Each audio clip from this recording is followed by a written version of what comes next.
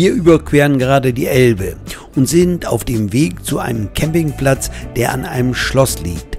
Und den möchte ich vorstellen. Herzlich willkommen dazu.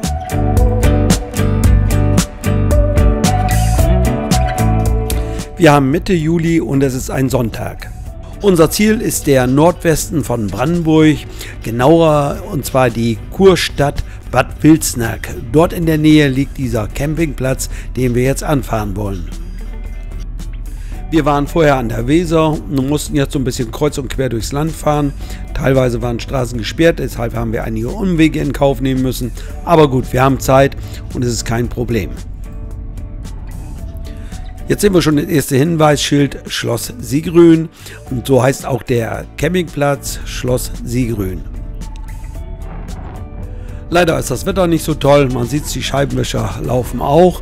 Der ganze Sommer war ja so durchwachsen, war nicht immer kalt und hat auch nicht immer geregnet, aber jetzt regnet es mal wieder. Auch diesen Platz fahren wir an, weil es ihn noch nicht lange gibt. Wahrscheinlich viele kennen ihn nicht. Und da denke ich, da ist es vielleicht interessant, sowas mal vorzustellen. Denn es ist ein besonderer Platz, er ist nicht zu vergleichen mit anderen Campingplätzen oder zumindest nicht mit vielen anderen Campingplätzen. Man kann bei diesem Campingplatz online über die Internetseite einen Platz buchen, das haben wir nicht gemacht. Wir haben gesagt, wir fahren mal spontan hin und schauen mal. Und sind jetzt hier in diesen kleinen Ort eingefahren und jetzt muss gleich irgendwo auf der linken Seite der Campingplatz kommen. Es haben schon andere YouTuber über diesen Platz berichtet und hier sehen wir jetzt auf der linken Seite die Einfahrt. Das ist die Einfahrt zum Schloss, aber nicht zum Campingplatz. Wir müssen ca. 50 Meter weiterfahren und dann kommt die eigentliche Einfahrt oder Zufahrt zum Campingplatz. Mit dieser Zufahrt, das wusste ich, weil ich mir ein Video auf YouTube angeschaut habe, wo das beschrieben wurde, dass das die richtige Einfahrt hier ist. Wir sind bis vor die Schranke gefahren, die hat sich nicht geöffnet ohne weiteres.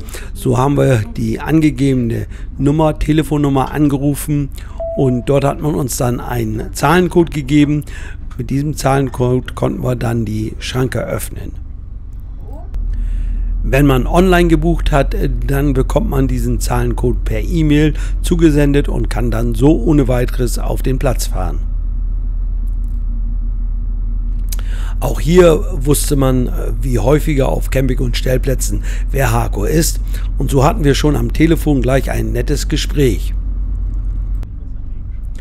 Uns wurde eine Parzelle zugewiesen, wir haben uns sie vorher angeschaut und sind dann mit dem Mobil zum Platz gefahren. Das vielleicht gleich zum Anfang, es handelt sich ja um einen Campingplatz, deshalb sind hier auch Wohnwagen herzlich willkommen und nicht nur Wohnmobile.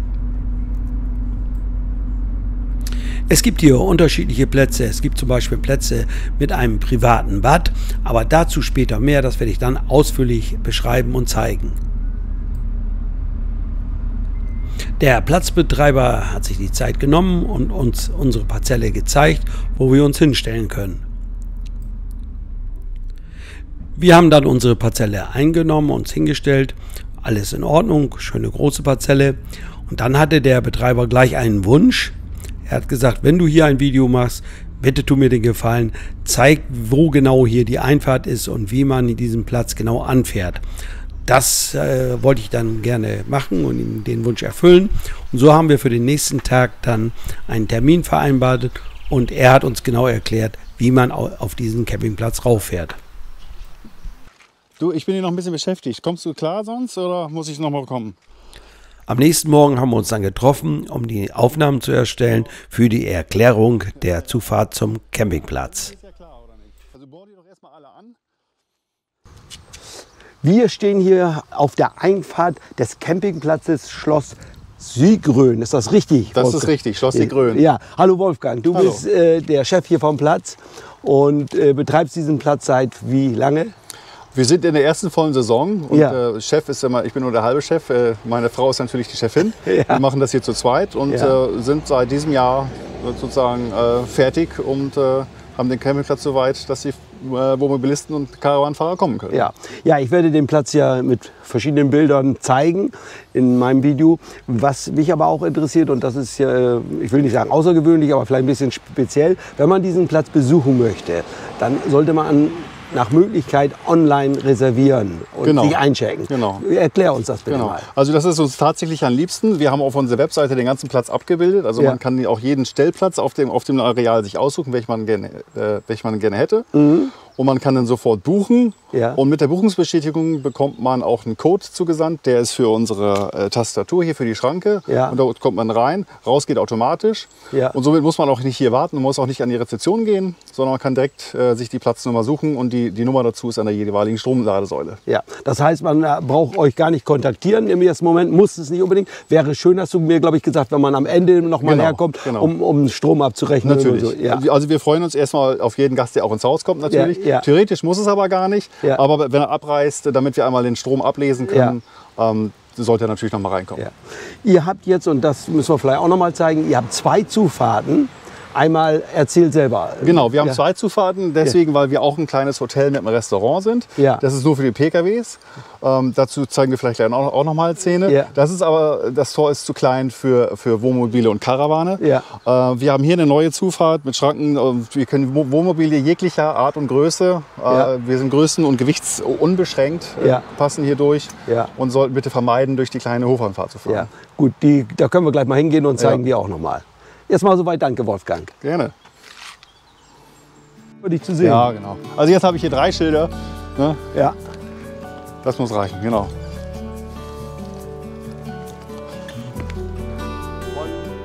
Wollt man das Ganze so ein bisschen da bist du eigen. Ja, klar.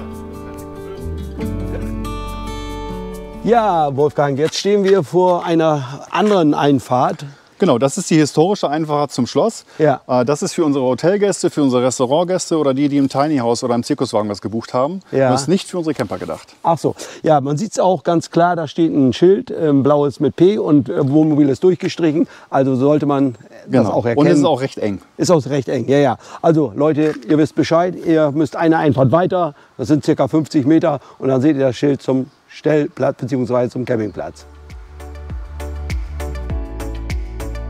Das waren einige Informationen zur Zufahrt des Campingplatzes. Jetzt ein Blick von oben. Es gibt hier Plätze, die sind offen und haben viel Sonne. Aber es gibt auch Plätze, die liegen unter Bäumen und dort hat man dann Schatten. Jetzt sehen wir gleich das Schloss, ist so ein bisschen verdeckt durch die Bäume. Das Schloss ist ein Jagdschloss, ein ehemaliges Jagdschloss. In dem Schloss, wie der Wolfgang schon gesagt hat, ist ein Hotelbetrieb, ein Restaurant und auch noch weitere Räumlichkeiten, zum Beispiel Sauna und so weiter. Das alles kann von den Campern mit genutzt werden. Also das Hotel ist jetzt kein separater Bereich, sondern beide Seiten, die Hotelgäste und auch umgekehrt die Camper dürfen dort ein- und ausgehen. Am Abend ging es dann für uns ins Restaurant. Wenn man ins Restaurant möchte, geht man erst vorbei an der Rezeption und dort haben wir dann auch die Chefin Svenja kennengelernt. Svenja findet man eher im Hotel und hier in der Gastronomie. Wolfgang ist eher der draußen auf dem Campingplatz ist und dort nach dem Rechten schaut. Beide gemeinsam führen mit insgesamt 8 Mitarbeiterinnen und Mitarbeiter das Unternehmen. Das Restaurant hat von Donnerstag bis Sonntag geöffnet. Täglich gibt es aber Frühstück und auch Kaffee und Kuchen am Nachmittag. Das Restaurant verfügt über verschiedene Räumlichkeiten, sodass hier auch Feiern stattfinden können. Zum Beispiel kann man hier seine Hochzeit feiern und auch natürlich Firmen-Events und so weiter. Nach einem guten Essen und einem guten Glas Wein haben uns Svenja und auch Wolfgang noch einige Fragen zum Schloss beantwortet.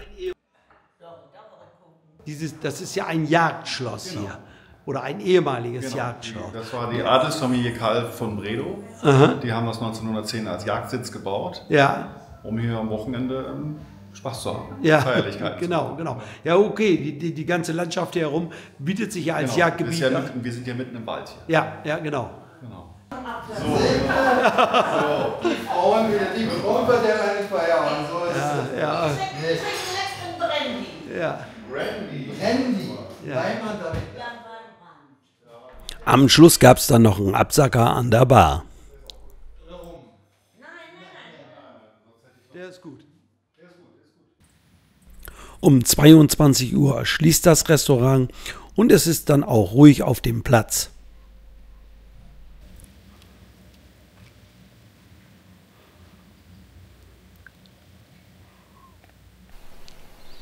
Nächster Morgen, wir haben gut geschlafen und wir haben auch die sanitären Anlagen dann gleich am Morgen genutzt. Es gibt einmal ein Gebäude, ein größeres Gebäude, dort sind die sanitären Anlagen untergebracht. Hier ist alles vorhanden, Toilette, Dusche, Waschmaschine und es gibt auch einen Sanitärbereich für Menschen mit Einschränkungen.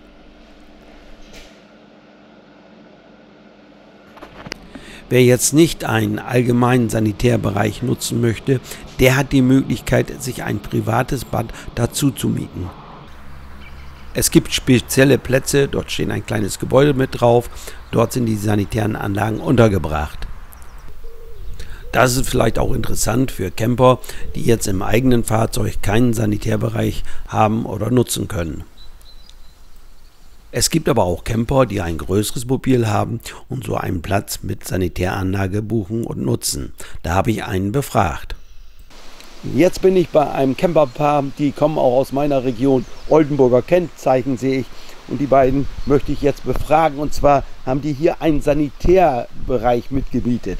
Hallo ihr beiden, stellt euch doch bitte mal kurz vor. Erst die Dame. Ja, ich bin Scheda. Scheda aus Oldenburg. Aus Oldenburg. Nein, aus Gardeckersee. Aus Gardeckersee. Und ich bin Thomas aus Gardeckersee. Hallo Thomas. Ja, ihr beiden habt hier so einen Platz gemietet, hätte ich beinahe gesagt. Steht hier auf diesem Campingplatz und habt daneben ein kleines Sanitärgebäude. Ja. Warum habt ihr das so gemacht? Weil es bequem ist. Weil es bequem ist. Wir sehen, wenn uns das geboten wird auf Campingplätzen, was ja nicht auf jedem möglich ist, aber wenn, dann nutzen wir das. Ja. Weil es ist sehr angenehm, man hat die Feuchtigkeit nicht im Wagen. Die Handtücher trocknen in so einem separaten Sanitärgebäude natürlich viel besser. Ja. Und ja, das ist eigentlich der Grund, die Bequemlichkeit. Ja. Okay, dürfen wir mal einen Blick reinwerfen? Natürlich. Gerne.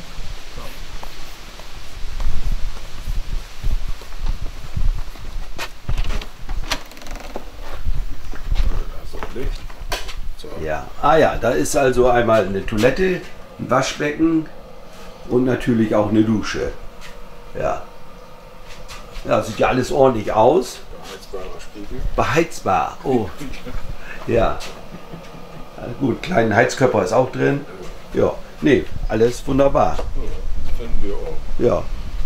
Ja, dann war es das eigentlich schon. Ich sage Dankeschön, dass ihr so nett wart, mir das zu zeigen. Ich wünsche euch weiterhin einen schönen Aufenthalt. Danke, euch auch. Danke euch auch. Jetzt kommen wir zu einem Highlight vom Campingplatz. Und zwar gibt es hier einen beheizten Pool. Es handelt sich um einen Holzpool, der über eine Wärmepumpe beheizt wird. Sagen sie immer, irgendwas haben sie immer. Es gibt hier keine Chemie in diesem Wasser. Das Wasser wird auf natürliche Weise gereinigt.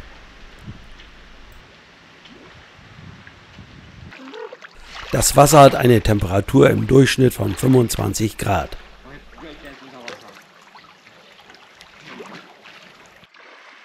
Das Sonnensegel, was wir hier sehen, wurde gerade erst installiert, als wir angekommen sind. Deshalb sind die ersten Aufnahmen noch ohne dieses Sonnensegel.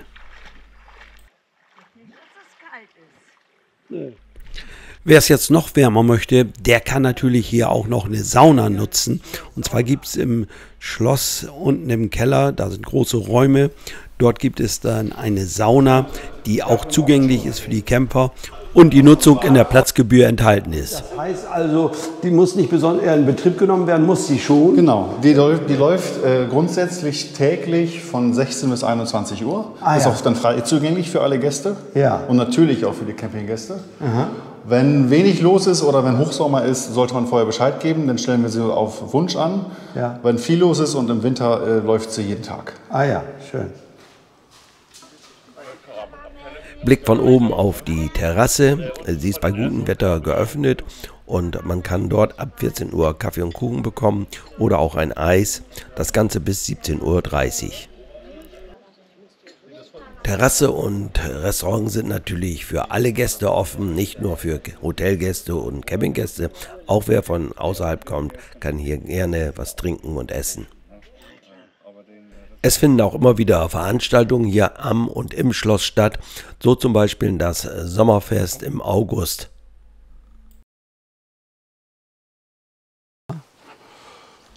Beim Kaffeetrinken hat Wolfgang uns dann erzählt, dass man hier auf dem Platz jetzt auch historische Zirkuswagen als Unterkunft mieten kann.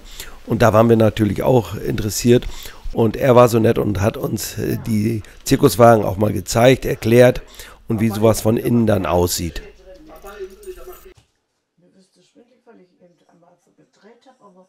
Das ist ja hier. Nee, Ja, das ist hier für Frischverliebte. Ne, die anderen Betten da vorne sind größer. Ach so. Wenn ihr das Ja, gut. Nein, ich hatte nur gesagt, hier.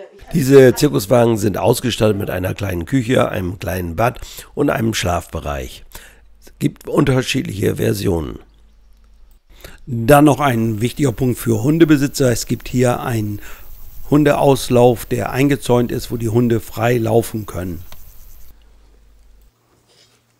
Direkt an den Campingplatz grenzt an ein Gehege mit 4 Alpakas. Gehören also auch zum Campingplatz. 4 Stück habt ihr, oder wie Sie es Genau, das sind sagen? unsere 4 Ökorasenmäher. Ja, Die dürfen auch sonntags arbeiten, weil die sind lautlos ja. Okay. und dienen der allgemeinen Beruhigung. ja. Genau, Ja, das ist sind- ja auch für Kinder schön, wenn mal Kinder kommen. genau. Tiere sind ja immer interessant. Wobei für auch die Kinder. Erwachsenen, insbesondere die Damen, stehen auf die 4 Tiere. Ah, so, schön.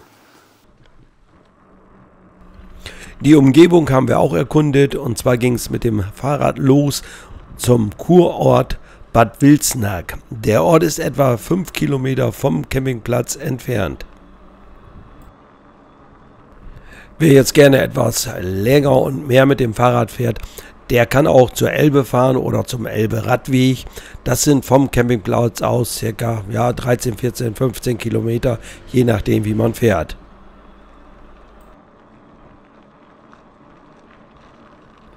Einen Radweg gibt es nicht nach Bad Wilsnack. Man muss auf der Straße fahren, aber der Verkehr ist nicht sehr stark, sodass es kein Problem ist, auf der Straße zu fahren.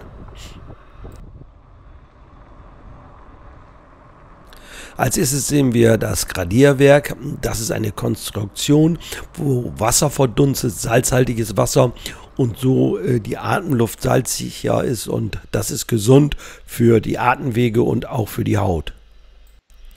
Das Ganze ist 7,50 Meter hoch und 50 Meter lang. Die Anlage ist frei zugänglich und kostet keinen Eintritt. In Sichtweite ist die Therme. Wer sich also was Gesundheitliches Gutes tun will, der kann dort hingehen und dort sich verwöhnen lassen. Kostet 19,50 Euro der Eintritt pro Person. Bad Wilsnack ist nicht nur ein Kurort, Bad Wilsnack ist auch ein Wallfahrtsort. Wahrzeichen des Ortes ist die Wunderblutkirche St. Nikolai.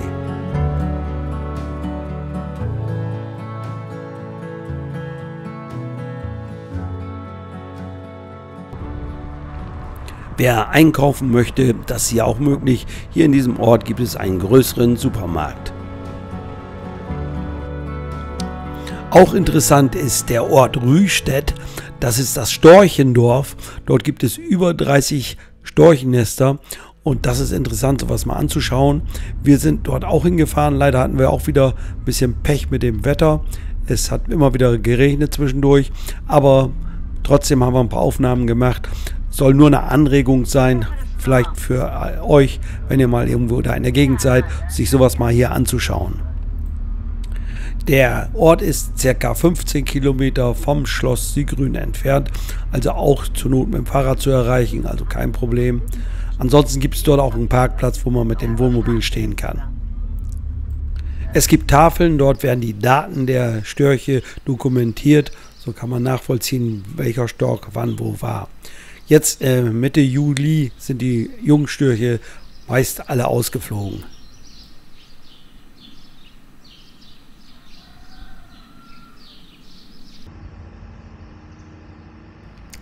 Zurück zum Campingplatz, hier noch einige Informationen. Der Platz hat hier 60 Parzellen. Die Parzellen sind zwischen 120 und 200 Quadratmeter groß. Bei der Platzgebühr geht's los ab 55 € pro Tag. Einige Plätze haben End- und Versorgung an Platz oder an der Parzelle. Strom hat jede Parzelle. Strom geht nach Verbrauch bzw. 5 kW sind frei in der Platzgebühr enthalten. Auch das End- und Versorgen ist in der Platzgebühr enthalten. Die Entsorgung, so wie man hier auch sieht, ist großzügig, also auch für größere Fahrzeuge kein Problem. Das ist vielleicht für den einen oder anderen auch noch wichtig. Es gibt hier eine Lademöglichkeit für E-Autos. Wie schon erwähnt, ist die Nutzung des Pools und auch der Sauna in der Platzgebühr enthalten. Ein gut funktionierendes WLAN ist vorhanden. Direkt neben dem Campingplatz gibt es eine kleine Anhöhe, die gehört auch zum Platz. Dort kann man sich am Abend treffen, wenn man möchte. Dort wird dann ein Feuer angezündet und man kann den Sonnenuntergang genießen.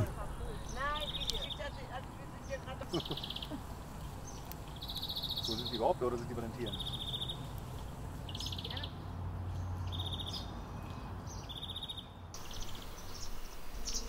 Jetzt werfen wir nochmal einen Blick in den Hotelbereich, der sich im ersten Stock vom Schloss befindet. Hier gibt es 5 Suiten oder Zimmer, je nachdem wie man will, die man hier buchen kann. Alle Zimmer sind unterschiedlich eingerichtet, passend zum Stil des historischen Schlosses. Ja, hier ist auch mal ein schöner Blick aus dem Fenster hier. Ne? Der Stil ist überall gleich, Ja. nur die Farben sind anders. Ne? Das Ach ist so. hier so ein hellgraues Zimmer Ja, mit ja, hellblauen Wänden. Ja, seltsam, aber kann ich nicht. Mir geht es ja genauso. Also von daher. Ja. Das ist ja auch überlappend. Viele kennen dich und viele kennen den Friso Richter. Ja. Deswegen zeige ich dir noch was. Nächster Tag, unsere Reise soll weitergehen, aber bevor es weitergeht, nutzen wir die Möglichkeit, im Hotel zu frühstücken. Nur zur Information, wir waren nicht die Einzigen, die hier im Hotel gefrühstückt haben. Wir haben uns nur etwas zurückgezogen, weil wir Videoaufnahmen machen wollten und andere Gäste hier nicht stören wollten. Wir waren 3 Tage auf dem Camping Siegrün. Wir haben uns wohlgefühlt und können uns nur bedanken bei Svenja und Wolfgang, den Betreibern, und auch an das gesamte Team. Wir sind sehr freundlich aufgenommen worden und alles war in Ordnung. Vielen Dank nochmals.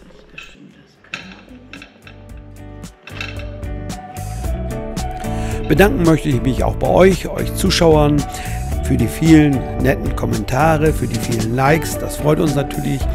Freuen würden wir uns auch, wenn ihr unseren Kanal abonniert, falls ihr es noch nicht gemacht habt. Und natürlich freuen wir uns auch über einen Like. Das soll es mal wieder gewesen sein. Ich sage wie immer Dankeschön fürs Zuschauen und bye bye, bis zum nächsten Mal.